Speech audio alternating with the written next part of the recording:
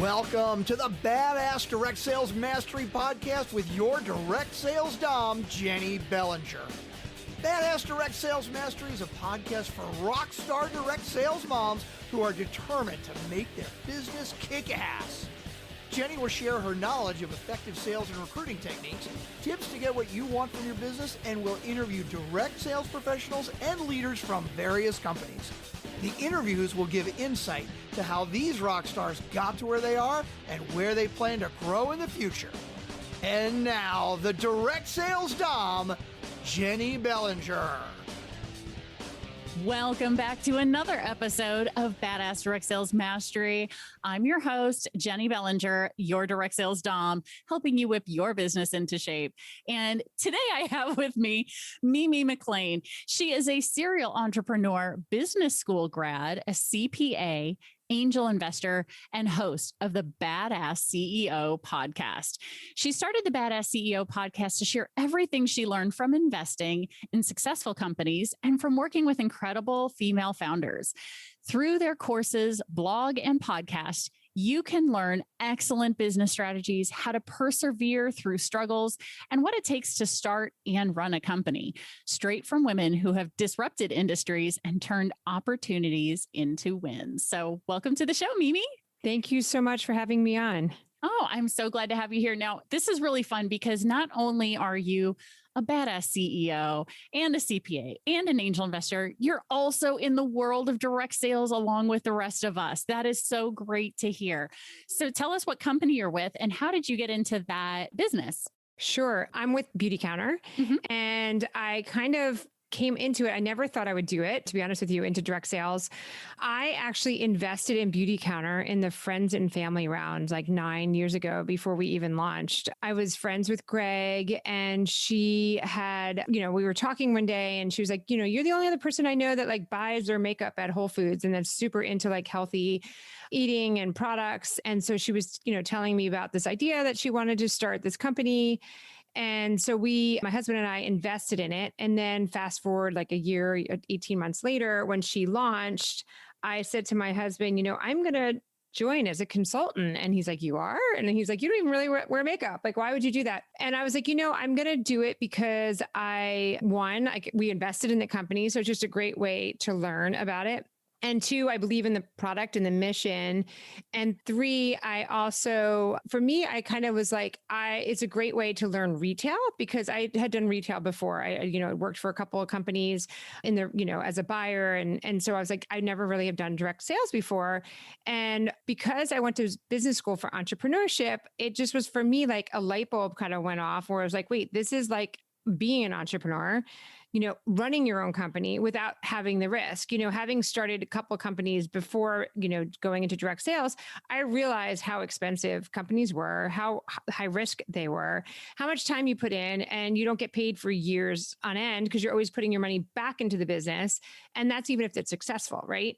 So I was kind of like, wait, why don't now more women do this? Because pretty quickly, without that much of an investment, you're like the CEO of your own company in a sense, and you make money right away and you don't have to deal with the problems of like, sourcing and the marketing and like, you're just kind of do all the fun stuff and the selling and you don't have to worry about like something's out of stock and so I was like, this is just like being an entrepreneur, but without the risk. So that's kind of why I dove into it. And it's been a great ride. It's been 8 years. And I'm a managing director and I have a pretty large team around the country.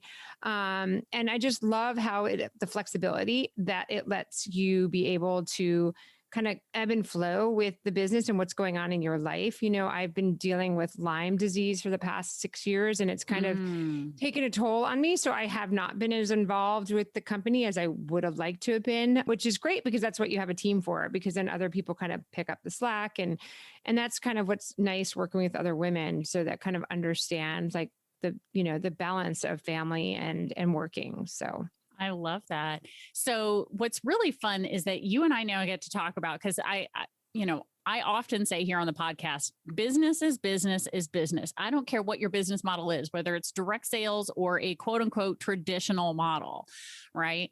So what I'd love to hear from you, from your perspective, is what are the similarities that you find between direct sales and more traditional businesses? Because you've also started other businesses. What are some of the similarities in there that have helped you become successful in your direct sales business?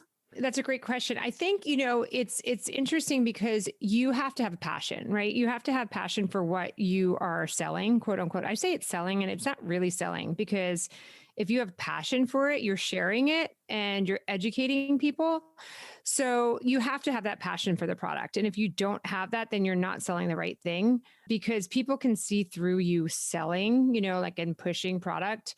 So if you're not using it and really believing in it, then you pick you got to change course. So the same thing with if you started a business, you have to believe in it. You have to be passionate about it, because if you either started a business or you're in direct sales, there's going to be a lot of bad days. Right. And there's got to be a lot of problems, and there's a lot of no's.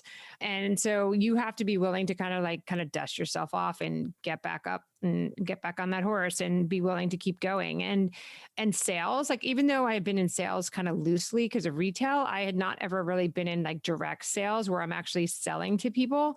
So that's when you realize there are problems. There are going to be things that go wrong. There are going to be things that are out of stock or things get delivered wrong, either if you have your own company or that. So it's just kind of your outlook on how you're approaching it. I'm going to do this. It's a mindset thing, right? Because everybody I talk to on my podcast, that are CEOs, I'm why do you think you're successful? And they're it's a mindset. It's a resilience thing.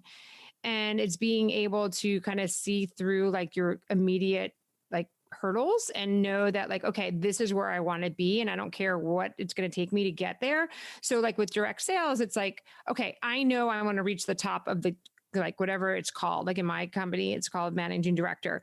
I know I want to reach that, or I want to reach a trip, or I want to reach whatever incentive they have. Right. So it's a matter of putting your mind to it and saying, I'm going to do it no matter what. So if it's the 30th of the month and you have a day left, you're staying up, you're putting yourself out there to get to that level. So it's the same idea of having your own company where you're I need to reach these numbers at the end of the month, and I'm going to do whatever it takes to get there. Yeah, I absolutely agree with you that you've got to have a passion for everything, because if you don't have a passion for the product and not necessarily for the product, because not many people are truly passionate about oils themselves here, or whatever your product may be, right? Whether it's oils, makeup, whatever. Like you said, makeup wasn't necessarily your thing, but you love the idea of a clean, organic type makeup, right?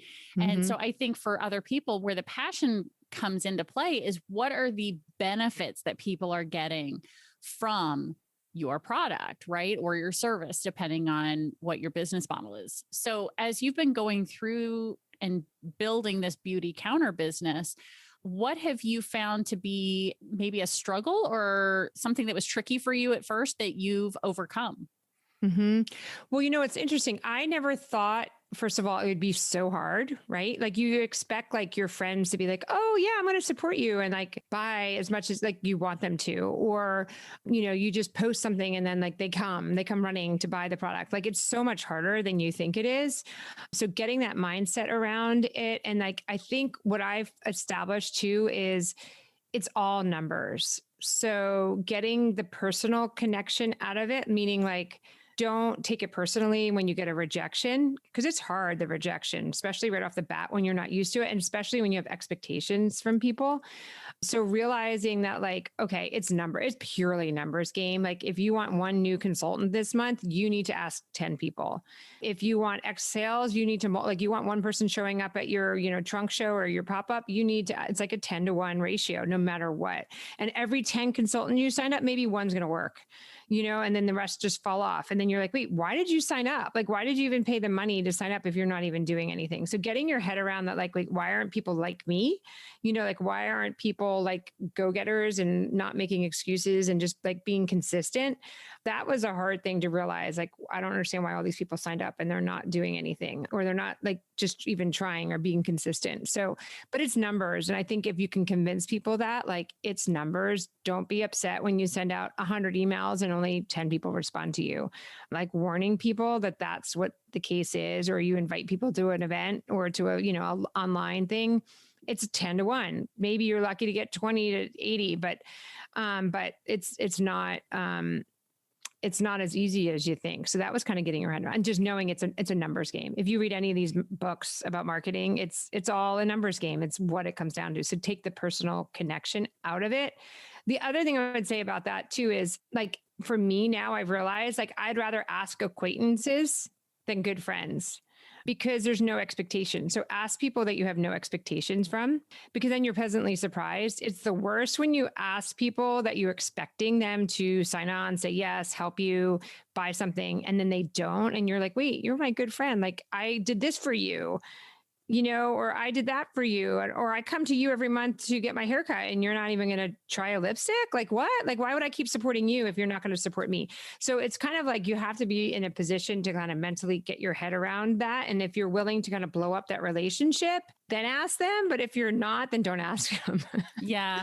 Well, and here's the thing too. I think, because one of the things that I used to train my team on, and I train my clients on now, is when you're going to do, let's say, a booking blitz for pop-ups, boutiques, parties, whatever you want to call it, or if you're going to do a bunch of calls for, offering the opportunity to people. One of the things I do is I tell them, when you make the list of people, then take that master list and break it into the people who you are certain are going to say no, the people who you think maybe they're like 50-50 or 60-40, one direction or the other, but they're not 100% yes, they're not 100% no. Anybody in the middle goes in the second list. And then the third list are the people who you are sure are going to say yes. And then I tell them, start with the no list. Mm-hmm. Start with the people that you are sure are going to say no. Because here's the thing. If they say no, guess what? They just met your expectation. Awesome. Yeah, exactly. I was right. Celebrate the fact that you were right. Then anybody who was on your no list who says, well, you know what? I think I'd like some more information. Then you get this little dopamine hit. Yeah, you're happy. Oh my gosh. They said, well, they didn't say yes, but they said maybe. They want to learn more. They're willing to go to the 3-way call with my upline, or however it is that, each company handles it, right? So that, start with your no's, go to the maybes, and then finish with the yeses. Because if you do it the other way around, if you start with the people who you are sure are going to say yes, guess what's going to happen? Yeah, you get bummed out and you stop. Someone is probably going to say no. And then you're like, oh, I thought they were a yes for sure, right? But if you're already in celebratory mode, that, hey, you already got 3 yeses from your no list and 3 yeses from your maybe list, and, one no from your yes list, you'll get over it. You're like, okay, that's a cool. good approach. I've already got 6 yeses. I'm good. This is awesome.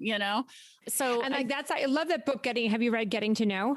I haven't read it, but I've heard. It's one of my favorite books. It's one of my favorite. And that's kind of what the idea is, like, getting to know, like, you actually are not counting like yeses, you're counting your no's. Yeah. Jack Canfield actually recommends that people read that book. It's one of my favorite ones. Oh, okay. I'm adding it to my list now. If you and Jack Canfield are talking about it, I think I should probably. Yeah, it's just what you're just talking about. It's changing your mindset. Like, you're not finished. Like, if you say in your mind, like, I need to get 2 sales this month.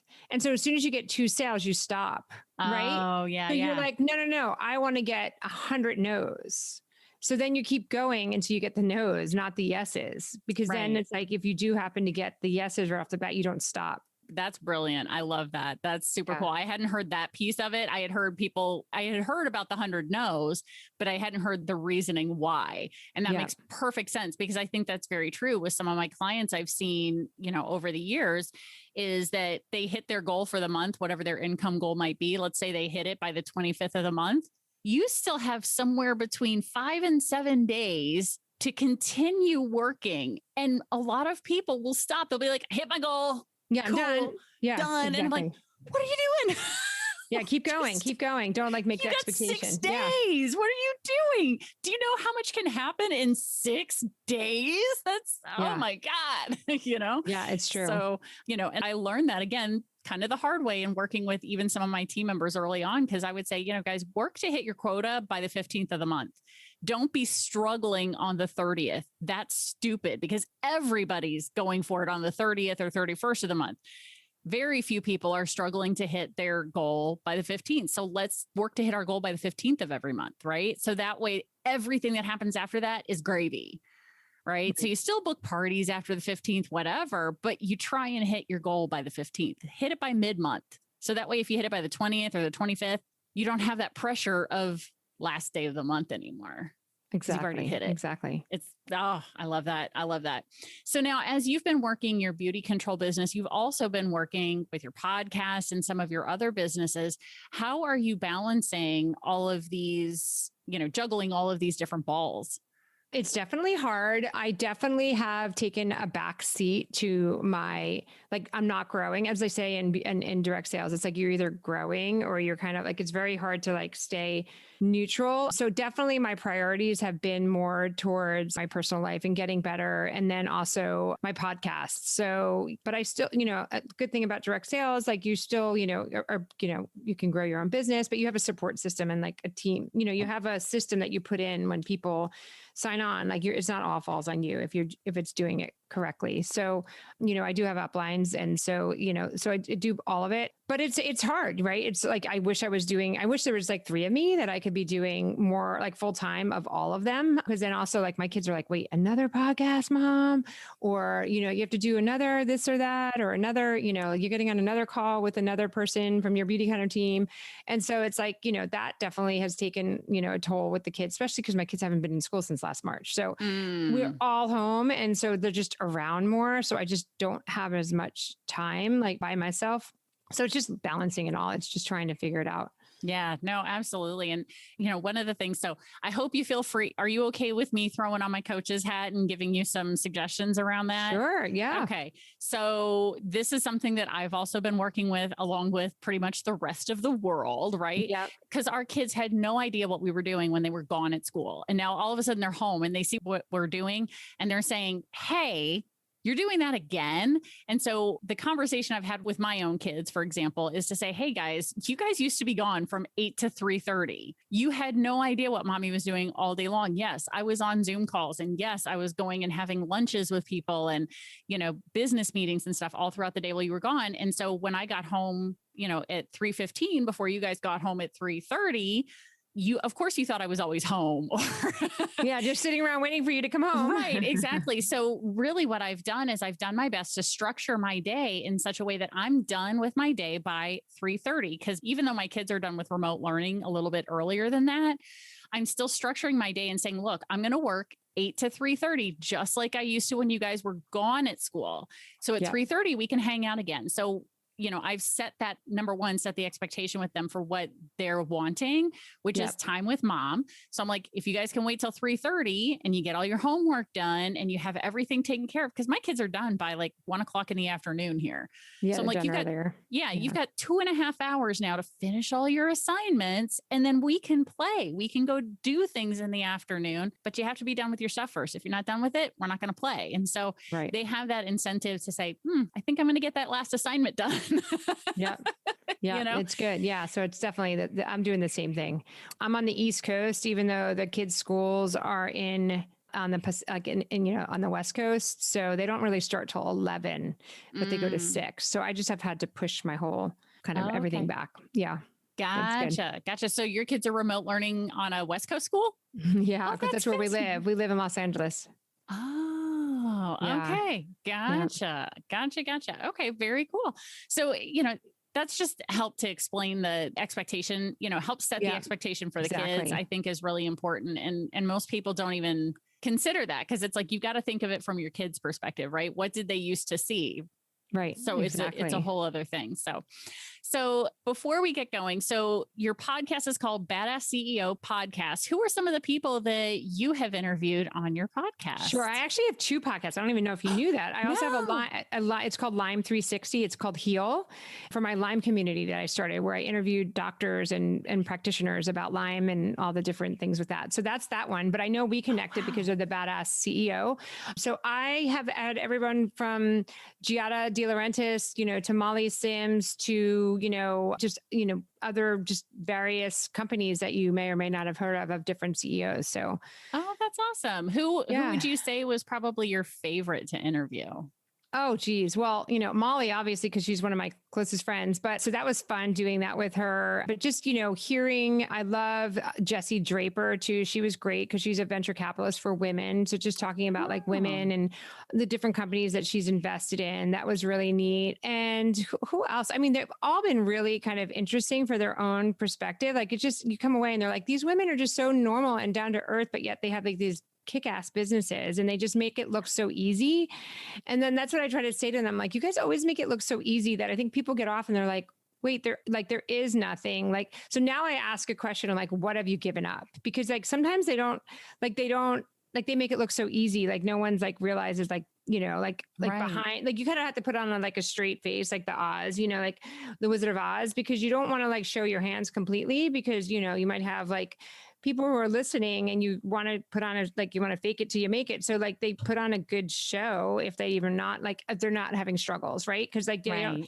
And that's what they were saying. They're like, yeah, you might not know that I'm like struggling to pay next month's, bill, like credit card, but yet I have really good sales and everything looks the part and I've done everything, but it's just a lot of like pieces and putting things together. So it's been really interesting. I mean, I've done, different personal care products all the way to business coaches. To yesterday, I interviewed a CEO who does plant-based shrimp, like all fish products that are plant-based. So I've done it all, from everything from another woman who started, a bee product company, a bee pollen company, which was really interesting, like out of her house, out of need because of her autoimmune illness that helped her solve. Like, so a lot of these women do things out of need, like they see a need in the market to fit something in their life and, then have created it and kind of just made it from there. So it's been really kind of just inspiring to see these women and how they've grown their companies. Oh, that is super cool. Well, I wanted you to promote that because I want my listeners to understand that you guys are the CEO of your own business. So going and listening to other CEOs and how they do it, and to understand that, yes, they are also making sacrifices in order to get where they are, because there are sacrifices that do happen in all of our businesses. We just got to pick which ones. I think one of the coolest analogies I've ever heard was an analogy that all of us are juggling balls, right? And all of those balls have names on them, but all of those balls are made of different material. So your family ball is made of glass. If you drop your family ball, it's going to crack or shatter and it's harder to put back together. Your business, that's a rubber ball. It'll bounce back. You can always go and restart your business. And I just thought that was a really neat. Your health might be, a squishy ball that if you drop it, it's just going to, depending if it's hard boiled or not. Right. Exactly. It's going to be something that's going to fall and maybe like get misshapen, but you can reshape it back into place. And right. Yeah. So it's just taking a look at, what are the different balls you have going in your life and how are you treating them? The one thing I want to bring up though, is one thing I've learned as I've been doing this, which is kind of eye-opening, is only 1.7% of female entrepreneurs ever reach $1 million in sales. And only 5% of CEOs in country are women. Right. So like, what does that tell you? I mean, I feel like you can't just blame it on like the male dominated culture because that's just an excuse. So like, I've been really trying to dissect that with the CEOs I talk to, because I think it goes back to this business as well, direct sales. It all comes down to like your, women empowerment and our confidence. Right. And so, it's believing that you have a seat at the table, believing that you have the right to be there, believing that you can be successful, and realizing that and going for it and not making excuses, because it's really easy to make excuses. I also kind of always equate it to like losing weight, right? Yeah. Like you can always make like, oh, I don't need to work out today. I don't need to start today. Just one more piece of candy today. And then tomorrow I'll start. Or I don't really need to go for a workout today. Or you could have excuses, right? And so it's the same thing with that business or with like being a CEO of a startup or in corporate America. It's like, don't make excuses because you can have excuses no matter what it is. Like I have had like a consultant one time. Every time I would call her, she would be like, oh, the kids are in school. The kids are out of school. I don't have any internet. It's a holiday. Like literally every time I called her, I'm like, okay, it's either you have excuses or you don't. Like everyone's going through the same thing. Like, so it's either like you want to do it or you don't want to do it, but just stop making excuses and go for it and figure out if that's what you want to do or don't. Like, but just stop making excuses. Ask for help is another big one. I feel like women try to do it all without asking for help. You can't do it all. So anyone who's listening that are direct sales, like that's why you have uplines. That's why you have a system. Use it. Like you should not be creating anything. If you are creating like emails or marketing material or like whatever, like you're reinventing a wheel that already exists. That's a waste of time. Like, no, like if you're not in activity of like selling mode or recruiting mode, then you're wasting your time.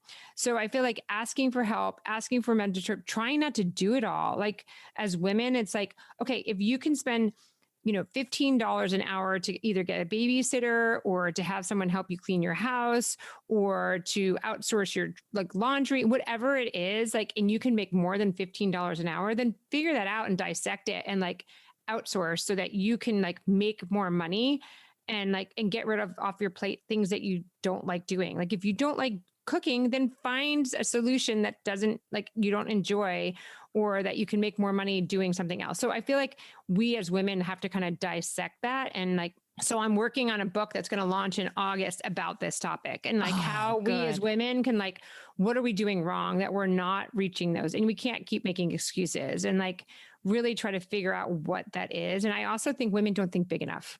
And I don't think they don't think like they can do it or like they, like, if it's that business, like go for the top title, managing director and go as quick as you can. Or if you're launching a business, don't think about selling your candles out of your house at the like local, farmer's market. Yes, do that to like make the product like, and know that it works and people want to buy it. But after that, think big, go raise money, go big or go home, and stop thinking small.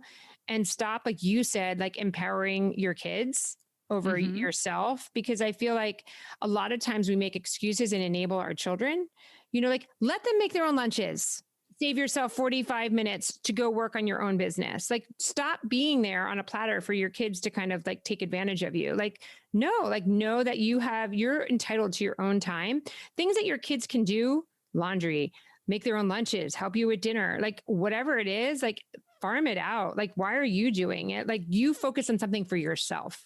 Oh my gosh. Amen. Okay. Everybody skip back, rewind, re-listen to the last about 2 minutes, 15 times. It's true though. Like we have to stop making excuses and make like put us in our space and figure out what it is that we want. And and it's not to feel guilty or like, like you need to do something for yourself. Like I honestly believe that. And especially going through COVID, like what family doesn't need an extra set of income?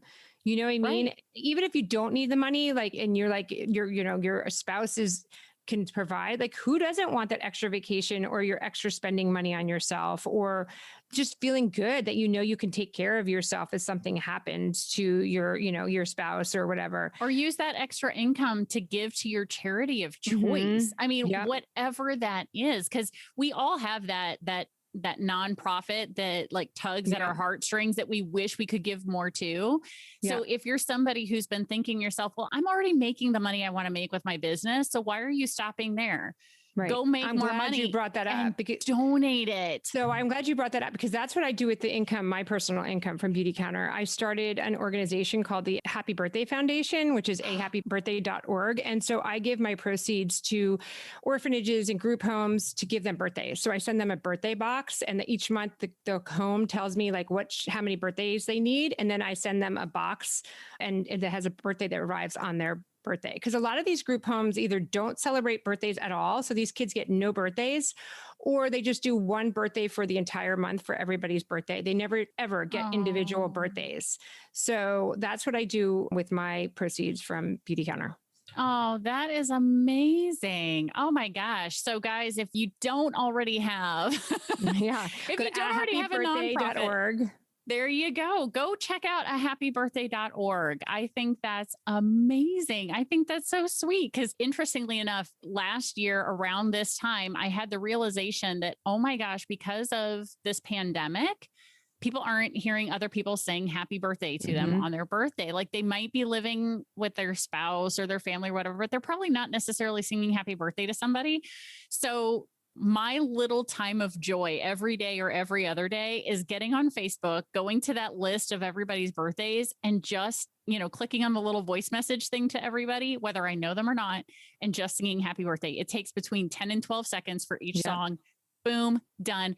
And it just brightens up my day to do it. Cause then I'm just sitting there singing happy birthday over and over and over again. No, it's good. I text everybody, but I don't, when I get that email list every morning, but I should do that. I don't do a voice text. I should do that. Oh, it's so fun. It really is a blast because then because here's the thing. I tell everybody, nobody sounds good singing happy birthday. Nobody. It's the worst song for singing ever. Okay. So it doesn't matter if you have a good voice or not. You're just singing happy birthday. No one's expecting more than that. Right. Yeah. It's so true. if they see a message and plus it makes you stand out because everybody else is writing happy birthday on their wall. Exactly. And Facebook cares about it so much that they compile it into this nice little digest that's about yay big on your phone. It's a couple inches tall and it says here, if you want to go see all 736 birthday wishes, right? Yeah. Whereas if you send them a message with your voice, they get it. They get it. It's true. You stand out from everybody else. And so, as a side note, that's what I always tell to people on my team is like, if you haven't reached out to people, like it takes a long time you don't want to just reach out to somebody you haven't talked to in 20 years and be like, hey, do you want to buy my stuff? Yeah. You want to start that relationship. And like, that's a great way of starting that relationship is reach out to people on their birthday. So that way, when you do finally reach out to them to talk to them about your business opportunity or your product or whatever, they're not like, wait, I haven't talked to you. They're like, oh, I hear from you every year on your birthday. Like they're more amenable to like talking to you or listening to you or starting that conversation because you remember their birthday versus just coming out of the blue. Yeah, exactly. And it's an easy way to start a conversation because almost everybody responds to it in some way, shape, or form. Right. Yeah. And the people who don't respond, it's because they haven't listened to it.